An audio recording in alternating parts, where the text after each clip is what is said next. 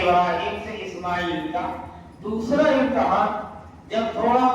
بھاگ دوڑ کے لائق ہوتے ہیں، تھوڑا ہاتھ بٹانے کے لائق ہوتے ہیں، باپ کا سہارا بنتے ہیں، تو اللہ کی طرف سے حکم ہوتا ہے۔ اللہ کہتا ہے ابراہیم سے کہ ہم تم کو خواب دکھا رہے ہیں کہ تم اپنے بیٹے کو حقیقت میں ذبح کر رہے ہو۔ حضرت ابراہیم علیہ السلام خواب دیکھتے ہیں، پریشان ہو جاتے ہیں، اللہ کو کیا مقصود ہے، کیا اللہ کرنا چاہتا ہے، کیسا امتحان لینا چاہتا ہے۔ چنانچہ ابراہیم علیہ السلام جو کچھ خواب میں دیکھتے ہیں، اور یہ بھی ہے کہ انبیاء کے جو خواب ہوتے ہیں وہ سچے ہوتے ہیں، جو وہ رات میں دیکھتے ہیں صبح ہوتی ہے پوری ہوتی ہیں۔ حضرت ابراہیم علیہ السلام نے خواب دیکھا کہ ہم بچے کو قربان کر رہے ہیں، ذبح کر رہے ہیں۔ صبح اٹھنے کے بعد بیٹے سے مشورہ کیا کہ بیٹا بتاؤ، ہم نے خواب دیکھا ہے کہ ہم تم کو ذبح کر رہے ہیں، قربان کر رہے ہیں، بتاؤ اس سلسلے میں تمہاری کیا رائے؟ بیٹا ہونہار تھا، بردبار تھا، حلیم تھا، اللہ والا تھا، اس نے فوراً جواب دیا، کہا یا ابت افعل ما تؤمر ستجدنی انشاءاللہ من الصابرین۔ ابا جان، یہ پوچھنے کی بات ہے، جو کچھ آپ نے خواب میں دیکھا ہے آپ اس کو کر ڈالیے، انشاءاللہ آپ مجھے صبر کرنے والوں میں سے پائیں گے۔ چنانچہ حضرت ابراہیم علیہ السلام اپنے رفت جگر حضرت اسماعیل کو لیتے ہیں اور پھر مینا روانہ ہوتے ہیں۔ مینا پہنچنے کے بعد وہ جگہ آتی ہے جہاں پر حضرت اسماعیل علیہ السلام کو ابراہیم ذبح کرنا چاہتے ہیں۔ حضرت ابراہیم علیہ السلام اسماعیل کو چت لے جاتے ہیں اور لے جانے کے بعد ان کے اوپر کوشش کرتے ہیں، پوری محنت اور پوری طاقت سے چھری چلاتے ہیں، لیکن چھری کو منظور نہیں تھا کہ وہ چلے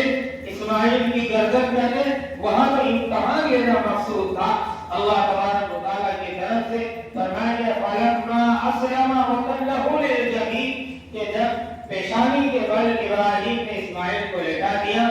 اللہ کی طرف سے ندا آئی، ونادیناہ ان یا ابراہیم، ہم نے آواز دی ابراہیم تم نے اپنے خواب کو سچ کر دکھایا ہے، ہم تمہارے بیٹے کی قربانی نہیں، تمہارے اندر جو بیٹے کی محبت تھی اس محبت کی قربانی چاہتے تھے۔ چنانچہ اللہ تبارک و تعالیٰ کی طرف سے یہ آیا کہ قد صدقت الرؤیا، اے ابراہیم تم نے اپنے خواب کو تو سچ کر کے دکھا دیا۔ پھر اللہ تعالیٰ فرماتا ہے وَفَدَيْنَاهُ بِذِبْحٍ عَظِيمٍ، کہ ہم نے ان کا جو فدیہ دیا وہ ذبح عظیم سے دیا، اور ذبح عظیم سے اس طرح اشارہ کیا گیا ہے کہ قیامت تک اس عمل کو اللہ تعالیٰ نے زندہ رکھا ہے، یہی سب سے بڑا پھر یہ ذبح عظیم ہے کہ یہ قربانی قیامت تک چلتی رہے گی۔ اللہ کی طرف سے یہ بھی ہے کہ نبی آتے رہے، شریعتیں آتی رہی، شریعتیں منسوخ ہوتی رہی، لیکن ابراہیم کی یہ ایک ادا ایسی ادا تھی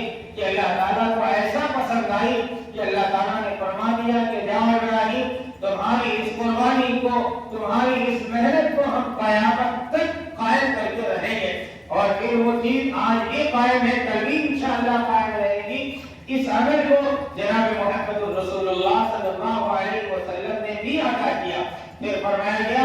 انہارا لہو البلاء المبین، یہ ایک کھلی ہوئی آزمائش تھی، امتحان، جو امتحان اللہ کی طرف سے ابراہیم کا لیا گیا، اس امتحان میں بالکل کھڑے اترے، کھوٹے اترے، تو اللہ تعالیٰ نے فرمایا وَتَرَكْنَا عَلَيْهِ فِي الْآخِرِينَ، کہ ہم نے بعد میں آنے والوں کے لیے اس کو چھوڑ کر رکھا ہے۔ یہ جو قربانی ایک عظیم فریضہ ہم اور آپ ادا کرتے ہیں، یہ ابراہیم اسماعیل کی سنت تو ہے ہی، جناب محمد رسول اللہ صلی اللہ علیہ وسلم کی سنت قرار دی گئی ہے۔ فرمایا سلام علی ابراہیم، ابراہیم پر سلام ہو، کذالک نجزی المحسنین، کہ اسی طرح ہم کا ہے نیک لوگوں کو بدلہ دیا کرتے ہیں۔ پھر آگے اس کا تذکرہ کیا گیا کہ پھر اللہ تعالیٰ نے دوسری اولاد حضرت ابراہیم علیہ السلام کو عطا فرمائی جو اسحاق کی شکل میں تھی۔ اسحاق بھی حضرت ابراہیم علیہ السلام کے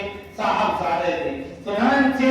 ان آیات کا قرآن کی روشنی میں ہمیں اور آپ کو آج کے دور میں جائزہ لینا ہے کہ جو قربانی اور سنت ابراہیمی ہمیں اور آپ کو دی گئی تھی، ہم سے اور آپ سے جان نہیں مانگی جا رہی ہے، اولاد نہیں مانگی جا رہی ہے، ہم سے اور آپ سے جو مال ہے اس مال کا ایک حصہ مانگا جا رہا ہے۔ آپ دیکھ رہے ہیں کہ ہم اور آپ قربانی کرتے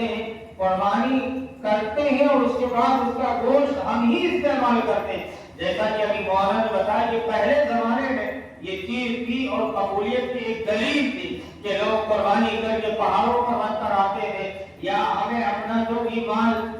مال وہ اپنا دیتے تھے راہ خدا میں، اس کو میدان میں رکھ کر آتے تھے، آسمان سے آگ آتی تھی، وہ کھاتی تھی۔ آگ کا کھانا اس بات کی دلیل تھی کہ اس کی قربانی اور اس کا مال راہ خدا میں قبول کر لیا گیا۔ یہ تو ہمارے اور آپ کے لیے ہے کہ دیکھیے ہم ایک مال کا حصہ جانور کی شکل میں خریدتے ہیں، اس کو قربان کرتے ہیں اور پھر گوشت ہم ہی استعمال کرتے ہیں۔ اللہ تعالیٰ نے فرمایا کہ لَن يَنَالَ اللَّهَ لُحُومُهَا وَلَا دِمَاؤُهَا وَلَٰكِن يَنَالُهُ التَّقْوَىٰ مِنكُمْ، کہ اللہ کے یہاں نہ تو گوشت پہنچتا ہے نہ خون پہنچتا ہے، بلکہ تمہارے دل کا جو تقویٰ ہے وہ تقویٰ پہنچتا ہے۔ اسی لیے ان 10 دنوں میں اگر کوئی عمل سب سے بڑا ہے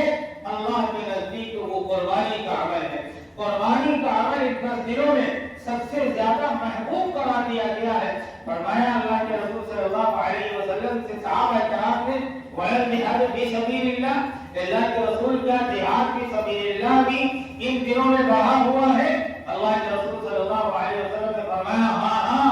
اللہ یہ کہ کوئی اپنی جان اور مال کو راہ خدا میں لے کر نکلے، جان کی بھی قربانی اللہ کے یہاں اللہ کے راستے میں دے دے، مال کی قربانی بھی دے دے اور وہ واپس نہ آئے تو پھر وہ عمل زیادہ بڑا ہے، ورنہ پھر قربانی کا عمل سب سے زیادہ بڑا ہے۔ اس لیے ان 10 دنوں میں جو ہمارے مخصوص 3 دن رکھے گئے ہیں، ذی الحج کے 3 دن ہیں 10 11 12، ان 3 دنوں میں ہمیں دل کی چاہت کے ساتھ خوشنودی کے ساتھ یہ قربانی والا عمل کرنا ہے۔ کوئی زور اور زبردستی نہیں ہے کہ نہیں آپ کو کرنا ہی کرنا ہے۔ یہ اللہ نے کہا ہے کہ ہر وہ انسان جو صاحب نصاب ہے، جس کے اوپر زکات فرض ہے، اس کے اوپر قربانی بھی فرض ہے۔ یہ الگ بات ہے کہ زکات کو یہ رکھا گیا ہے کہ پورے سال میں مال ہو یا نہ ہو، شروع میں اور آخر میں مال دیکھا جائے گا۔ صاحب نصاب پورے سال رہا ہو تو اس کے اوپر زکات فرض ہوتی ہے۔ قربانی کا معاملہ یہ ہے کہ عین قربانی کے دن اگر آپ صاحب نصاب ہو گئے، پورے سال مال رہا ہو یا نہ رہا ہو، قربانی کے دنوں میں آپ کے پاس مال ہو گیا ہے تو آپ کے اوپر قربانی واجب ہے۔ اور پھر قربانی یہ نہیں کہ گھر میں 10 افراد ہیں، 10 فردوں پر قربانی واجب ہوتی ہے۔ گھر میں کسی بڑے بوڑھے کی طرف سے، جیسا کہ ہمارے اور آپ کے یہاں ہوتا ہے کہ گھر کا جو ذمہ دار ہوتا ہے اس کی طرف سے قربانی کر دی جاتی ہے اور باقی لوگ قربانی سے سبکدوش ہو جاتے ہیں۔ ایسا نہیں، سب جن کے اوپر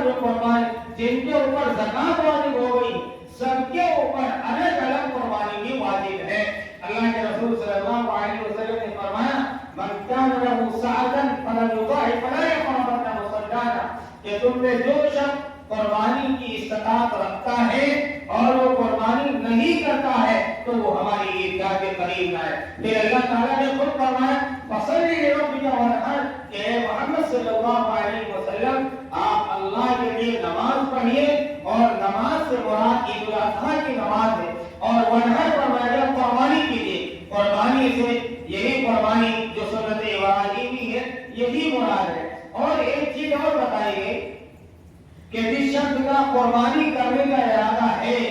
قربانی اس کے اوپر واجب ہے، قربانی کرنے کا ارادہ ہے، تو اس کے لیے ایک مستحب عمل یہ بتایا گیا ہے کہ جیسے ہی وہ عید الاضحیٰ کا چاند دیکھ لے پھر وہ نہ خود کشوائے نہ بال کٹوائے۔ اس عمل کو مستحب قرار دیا گیا، اس لیے کہ ہم میں بہت سارے ایسے لوگ ہیں جو مالدار، اتنا مال نہیں ہے کہ وہ جا کر حج کر سکے، حج کرنے کی استطاعت نہیں ہے، اتنا مال نہیں ہے، تو اللہ کے رسول صلی اللہ علیہ وسلم نے فرمایا کہ حاجیوں کی نقل اتارنا، حاجیوں کے مشابہ اپنے آپ کو قرار دینا، ہو سکتا ہے اللہ تعالیٰ تمہارے اس عمل کو قبول کر لے اور حجاج کرام کی فہرست میں تمہارا شمار فرما دے۔ اسی لیے ان 10 دنوں میں، ان 10 دنوں کی بڑی اہمیت ہے۔ حدیث میں بھی اس کی اہمیت آئی ہے، اور راتوں کی جو قسم اللہ تعالیٰ نے خود قرآن میں کھائی ہے، اسی لیے ہمارے فقہا نے، ہمارے محدثین نے یہ بات قرآن اور حدیث کو سامنے رکھ کر نکالا ہے کہ اگر موازنہ کیا جائے، دن کا موازنہ کیا جائے، تو پھر رمضان المبارک کے ایام بہت اہمیت کے حامل ہیں، اور راتوں کا اگر اعتبار کیا جائے تو یہ جو یہ جو راتیں ہیں، 10 راتیں ہیں، ذی الحجہ کی راتیں ہیں، ان کو فرمایا گیا کہ شب قدر کی طرح، جس طرح شب قدر کی اہمیت ہے، اسی طرح ان راتوں کی اہمیت ہے۔ اسی لیے روایت میں آتا ہے کہ اللہ کے رسول صلی اللہ علیہ وسلم ان 10 دنوں میں، اور خاص طور سے عرفہ کا جو دن بتایا گیا، اس میں روزہ رکھنے کا اہتمام کرنا چاہیے۔ اللہ کے رسول صلی اللہ علیہ وسلم نے فرمایا السنۃ التي قبل والسنۃ التي بعد، کہ جو شخص عرفہ